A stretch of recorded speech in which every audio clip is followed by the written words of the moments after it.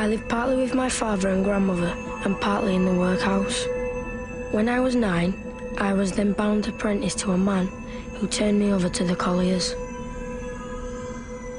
My father said to him, "I'd rather you tied a stone around his neck and drowned him."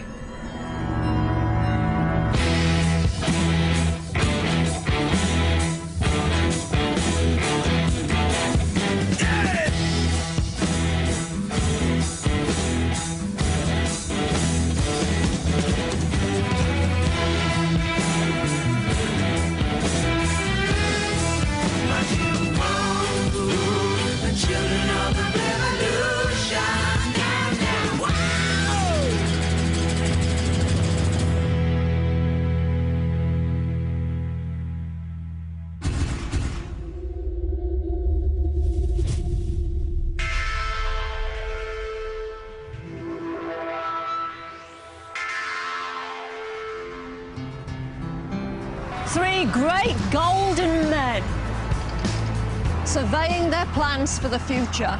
Matthew Boulton, William Murdoch and James Watt. All key figures in Britain's Industrial Revolution. This statue casts them as minor deities, lording it over their domain, and stands here in the centre of Birmingham, a city that benefited greatly from their combined genius. There are monuments like this all over the country because when it comes to the Industrial Revolution, we all know who should get the credit.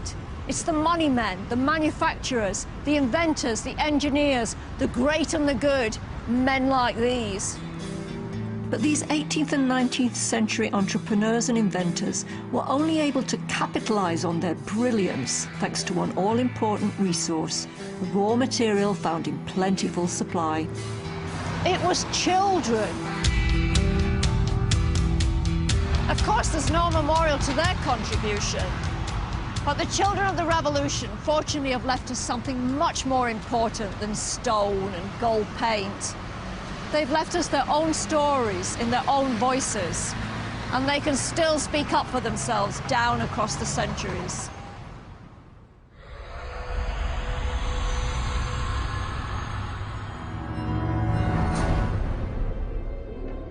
Standing by my father, with a knot of whipcord in my buttonhole, which showed that I had a desire to work with horses, I stood there, waiting for the highest bidder for my services. Before I'd left home, I'd read Uncle Tom's Cabin, and when I saw us all lined up, I remember thinking it was much the same in England as it was in America, bar the whip.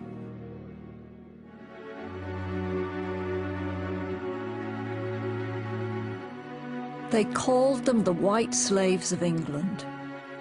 What we just heard were the words of Charles Bacon, hired off in the 1870s.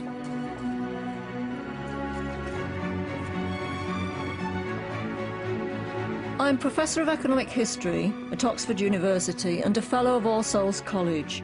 And for the last 5 years, I've been searching for and studying lost testimonies by the child workers of the Industrial Revolution.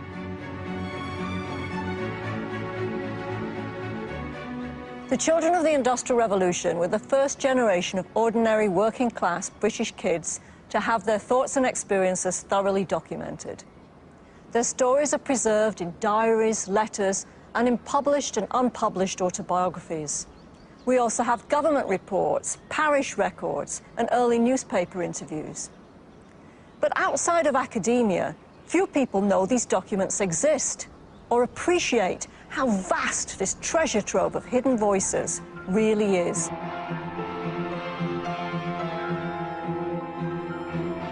I began to read and research these eyewitness accounts of life in the age of manufactures as a way of looking at child labour today in the developing world.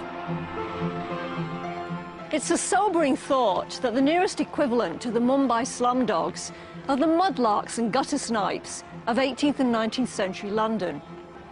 But the more I read these children's stories, the more it taught me about the lives of those people who are our great-great-great-great-grandparents. We always see them as victims, drudgers and drones, but it's not the whole story. The children's relationship to the world of work was complex. Their employment helped build up Britain's industrial power. But it also contributed to our modern notions of childhood. Mind you, there were many amongst that first generation who signed up for work without really knowing what they were letting themselves in for.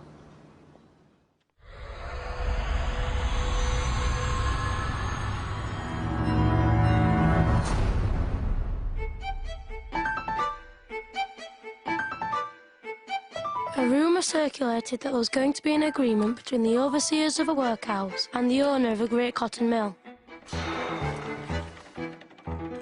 The children were told that when they arrived at the cotton mill, that they would be transformed into ladies and gentlemen.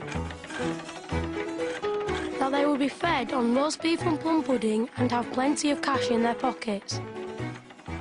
In August 1799, 80 boys and girls who were 7 years old became parish apprentices till they had acquired the age of 21. The young strangers were conducted into a spacious room with long narrow tables and wooden benches. The supper set before them consisted of milk porridge of a very blue complexion. Where was our roast beef and plum pudding? That was the con played on 8-year-old Robert Blincoe, was told to a journalist several years later. He was bound apprentice to a spinning mill like this one. This is Quarrybank Mill in Cheshire, founded in 1780.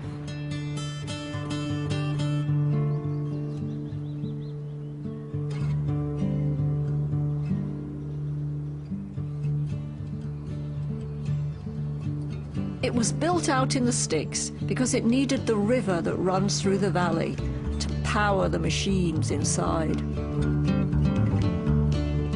The downside of that decision was that remote places like this were low on available manpower.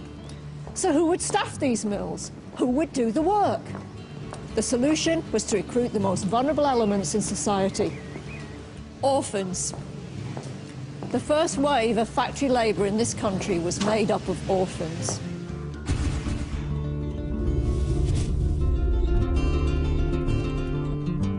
They were the real-life Oliver Twists, left to the mercy of the parishes.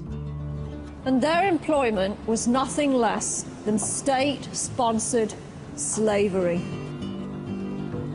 They were called parish apprentices, and aged as young as 7 or 8, were taken by cart from their homes in the parishes of London and other towns and cities and transported hundreds of miles away to places like this.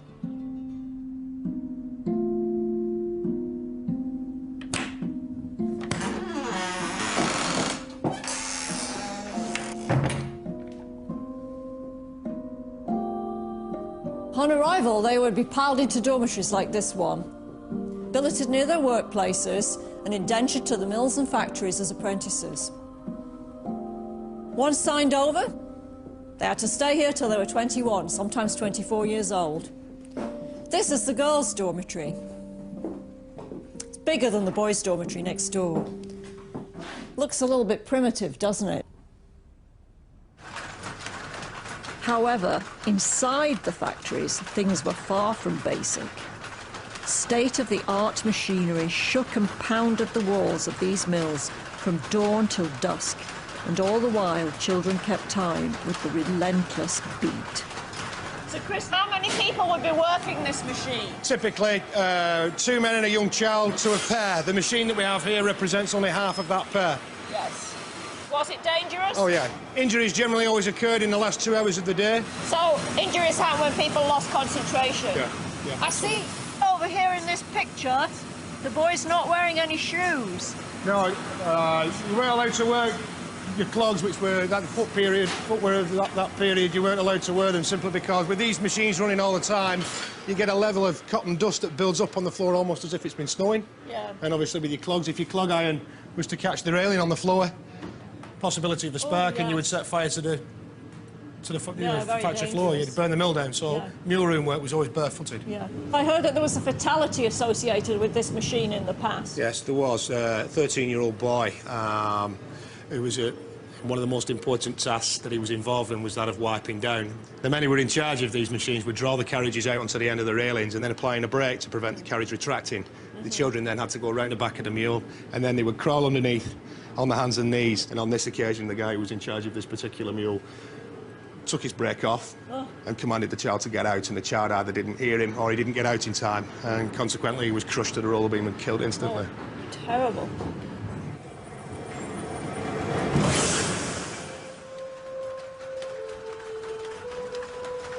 Parish apprentices were often called pauper apprentices because the new factories provided the powers that be with a cheap way of dealing with poor children. Work became a substitute for social welfare. Katrina Honeyman is a history professor at Leeds University and an expert on parish apprentices. Our image of child labour is almost entirely negative. Does that really cover the experience of the pauper apprentices in this time period? Many children went off to their apprenticeship, whether it was factory or elsewhere, quite excited at the possibility of becoming, you know, an independent worker, learning a skill. They had regular meals, even if they weren't great. Yes.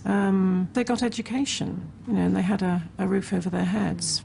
But right from the start, they would be working 14 or 15 hours a day, sometimes more, with the possibility of overtime, for which they might get a little money. Otherwise, they weren't paid. This free labour was integral to the rise of the new industries. Managers didn't want adults who were used to less regimented ways of working. Children could be made to adapt. Not only that, but many machines were designed to be operated by small children with their nimble fingers. Can we see these children as pivotal to the emergence of this new form of enterprise? It's difficult to see how the industry could have expanded in the way that it did without the quantity and the nature of the child labour that was available.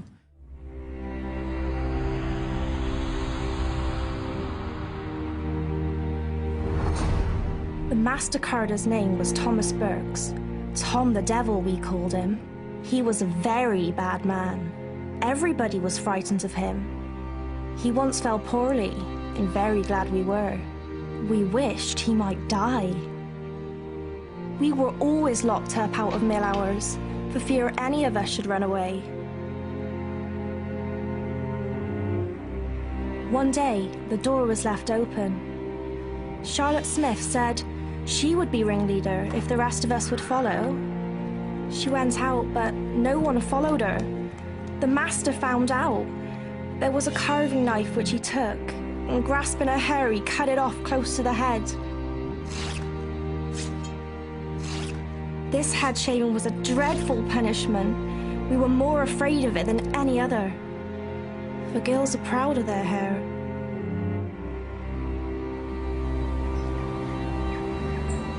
Rural and picturesque, this place seems a world away from scary urban factories.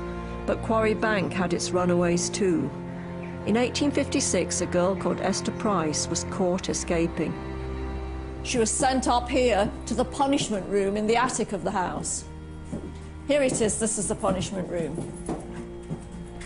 The windows would be blacked out. Her bed, it's a blanket on the floorboards. She got supper and breakfast, but was locked away here for a whole week on her own. Poor little mite. As an added and coincidental cruelty, as she was taken up here, she had to pass by the corpse of an adult who had died earlier that day and was laid out in the attic for collection. Alone in the dark, stomach empty, a corpse for company. No wonder she wanted to run away. This siphoning off of poor and orphan children from state care was not going to sustain the huge industrial expansion that Britain was experiencing. The country needed lots and lots of cheap labour, so the order came from the very top: use the children. During the war with revolutionary France, Prime Minister William Pitt was warned that British manufacturers were unable to pay their taxes. They blamed high wages. With 1 in 10 men away fighting, able adult workers came at a premium and cut into profits. Pitt's advice was short and simple. He is supposed to have told them, "Yoke up the children."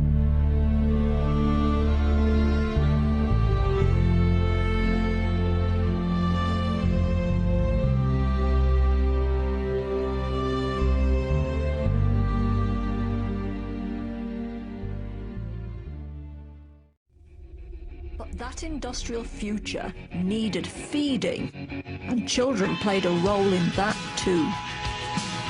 We tend to think of children from this time as working in mines and factories, but in fact child labour was ubiquitous. Almost every workplace would have had children in it, and the biggest employer was actually agriculture. Agriculture accounted for about a third of children's jobs, often on small setups like this one. This farm was attached to the local rectory and worked by a small team, including boys and girls.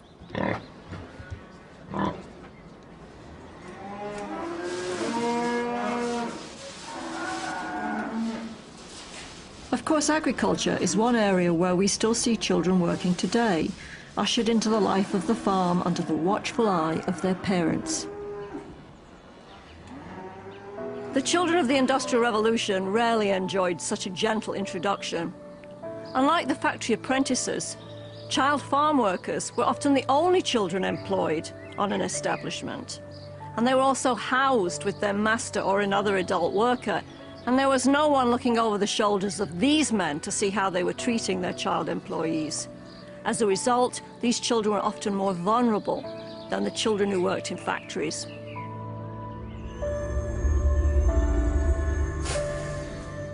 For example, men's reminiscences tiptoe around the topic of child sexual abuse. But in the testimonies I've read, there are 2 cases where boys were probably molested. And both involved lonely little farm workers consigned to the care of other adults, far from the protection of friends and family.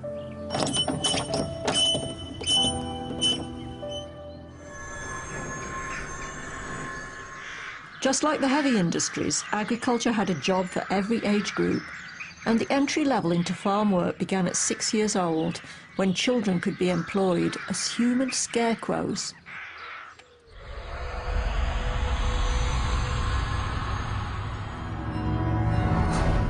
When I was 6 and 2 months old, I was sent off to work.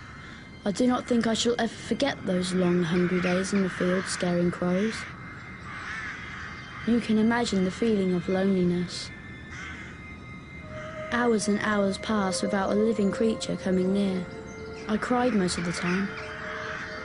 And in desperation, I would shout as loud as I could, "Mother! Mother! Mother!" But Mother could not hear. She was working in the hayfield 2 miles away. By my 7th birthday, I was driving a plough. Any repairs to plough or harness had to be taken to tradesmen. Once, after working all day long, I had to carry a plough horse collar that required whittling, and the plough coulter that needed repairs at the blacksmith. These 2 heavy things made a burden far too much for me, but I had to trudge with them as best I could the 1.5 miles across the fields to Everton. William Arnold was just 6 years old when he went to work on that farm in Northamptonshire, and this is a horse collar like the one he carried. Let me show you just how heavy this is. Oof. Oh. And now we need the coulter, because he also carried that. This is part of the plough. 40 pounds. That probably weighs more than he did.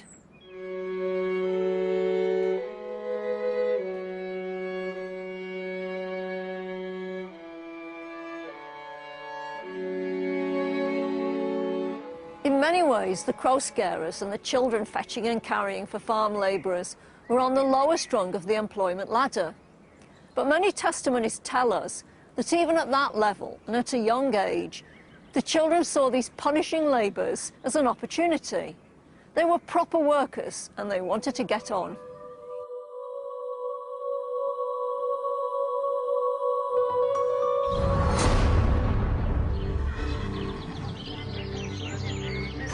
In our village, there was a wealthy banker and justice of the peace. I began to drive a pair of horses at plough for him, and after a bit, thinking, I suppose, that I was a smart, likely lad, he made me a sort of stable boy and gave me 8 shillings a week to start with. Here was a rise for a lad who was set on rising as fast and as much as he could. There were no slack half hours for me, no taking it easy with the other lads. To make more money, to do more, to know more, to be a somebody in my little world was my ambition.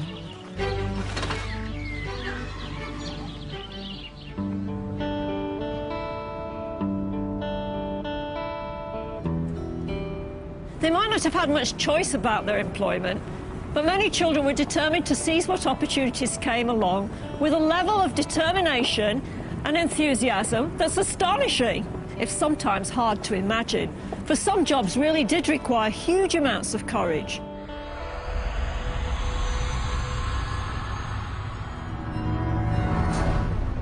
With a view of immediately testing my capabilities, my new master persuaded me to climb a chimney on my very first morning.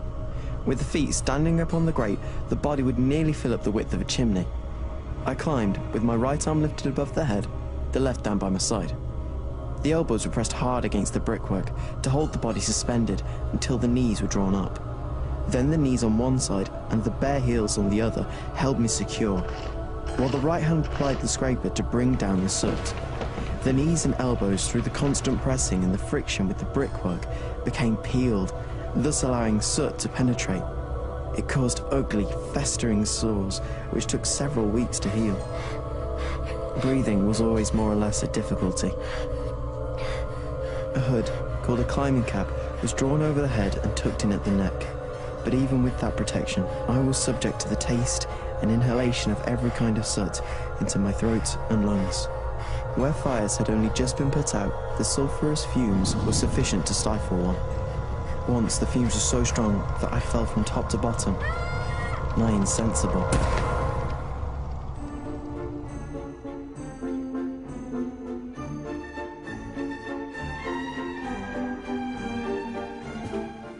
Yes, they really did put kids up chimneys. And this is a kind of normal chimney that George Elson would have been dealing with. But that one's so wide that he would have had no challenge from that. He'd have been up and down there like greased lightning. What really tested boys' metals were chimneys that measured 9 inches by 9 inches, which is this size. And to get into and wriggle through and clean something like this seems practically impossible. Martin Glynn is president of the National Association of British Chimney Sweeps. So, Martin, here's a very old chimney right here, and this is the kind of thing those boys would have to clean. So tell us, how did they go about doing it? Well, the little boys were known as climbing boys, apprenticed to the trade at 7 years old in some cases, and they used to use their elbows and knees to scamper up inside the chimney. And in many cases they stripped naked. Although they had some sort of early uniform, the soot used to fill the pockets, and because the chimney design was so small, they became wedged, so they used to strip naked so they could escape back down the chimney after cleaning. So what equipment did they have? The little climbing boys, and in some cases girls, they used to use a small scraper, such as this, a little metal scraper with a wooden handle, and the traditional sweeps hand brush, which would literally, they would scrape the soot away and brush with the hand brush. The exploitation of climbing boys and girls was rightly seen at the time as a national scandal. However, even when new technology was introduced in the form of jointed chimney brushes and sweeps no longer needed children, it didn't mean that boys and girls were spared. there was still a great reluctance for the muster sweeps of the day to do away with boys, and it was far cheaper to purchase a small boy from a family for a guinea or two, a few shillings from the poorer families, and in some cases little girls as well. So boys and girls were cheaper than brushes? Absolutely, at the time. In one horrible incident in Dover in Kent, where a master had sent a boy up the chimney with a wet tarpaulin to extinguish a chimney fire. And apparently he climbed into the flue very reluctantly. The master threatened to beat him. He attempted to climb further into the chimney, became stuck in the chimney, wedged, and apparently they heard his screams for over 2 miles.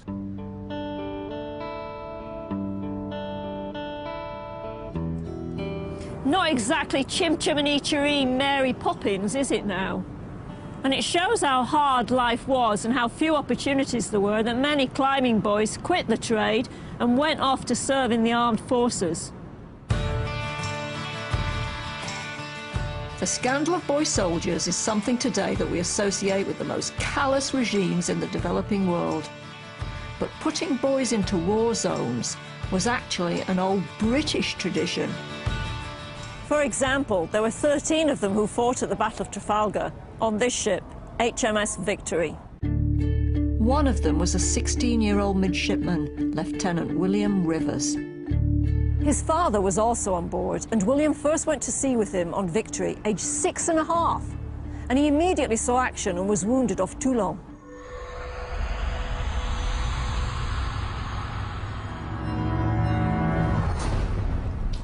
I had the honour of serving in 3 general actions.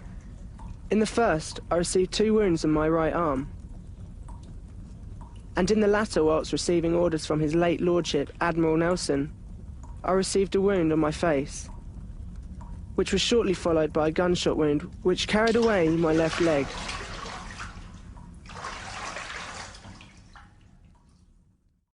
The industrial generation powered Britain's journey towards wealth and influence, and then set about improving the lot of those youngsters who followed on behind. As that generation grew up, they began to organise into trade unions and to campaign for changes in employment law. As a result, kids started to disappear from the workplace, and slowly Parliament began to back a new solution to the problem of what to do with the children. School. Labour is replaced by learning, and childhood becomes defined by a new rite of passage, education. By the end of the 19th century, school leaving age provides a clear boundary and one enshrined in law.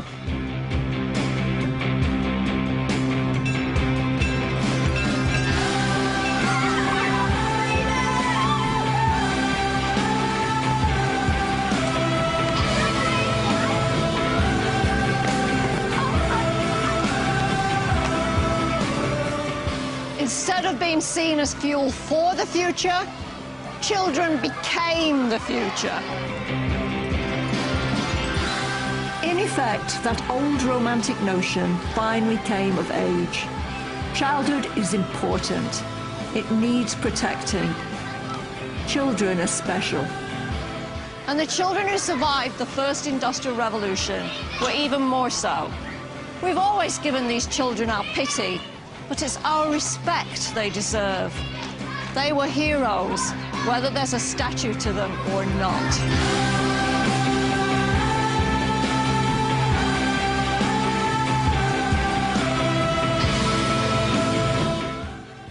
Ian Hislop shows how the Victorians dragged themselves out of the ethical wilderness to become guardians of the nation's morals next tonight in Age of the Do-Gooders.